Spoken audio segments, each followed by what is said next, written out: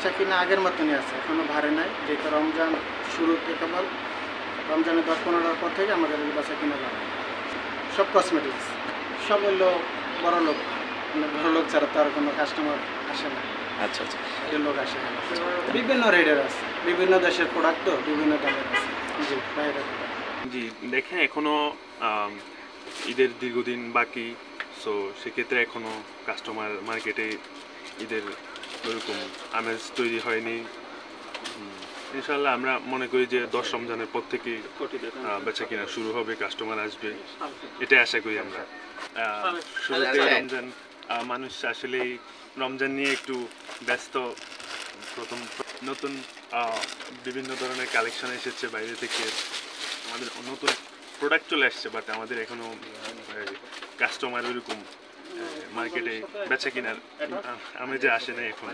আশা করছি আমরা চলে আসবে 10 রমজানের পর থেকেই কাস্টমার কন্টিনিউ আসবে, মার্কেটে বেচা কিনা শুরু হবে, ঈদের একটা আমেজ তৈরি হবে, এটা আমরা আশা করি। দেখেন আমাদের এখানে বিভিন্ন ধরনের কাস্টমার আসে, বিশেষ করে এখানকার আশেপাশের কাস্টমারগুলো একটু আমাদের বেশি থাকে, গুলশানের আশেপাশের কাস্টমারগুলো। সো আসে সব দূর থেকেও, দূর দূরান্ত থেকেও ডিসিসিতে কাস্টমার আসে।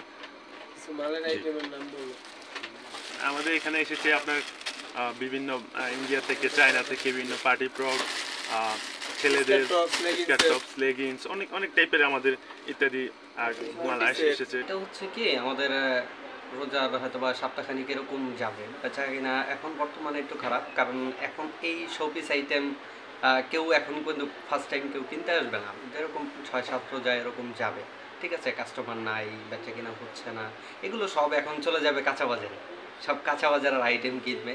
এর জন্য এখন বর্তমানে আমাদের এই শোপিস আইটেমে থাকবে না, যেরকম 10-15 রোজার পর থেকে আস্তে আস্তে বেচা কিনাটা বাড়বে। এখনও আপাতত বেচা কিনাটা খুবই ঠান্ডা। ঈদের টাইমে আলহামদুলিল্লাহ, ঈদের টাইমে যেরকম 20 রোজার পর থেকে আলহামদুলিল্লাহ বেচা কিনাটা একটু ভালোই থাকে, আমাদের এই শোপিসও ভালো থাকে, আর অন্য অন্য সাইড তো আছে। কোন ধরনের কাস্টমার, এখানে ভ্যারাইটিস কাস্টমার আছে। গুলশান এমন একটা প্লেস যে বাংলাদেশের ভিতরে সব ধরনের প্রোডাক্ট কিন্তু এখানে আছে, এই ডিসিসি মার্কেটে আছে।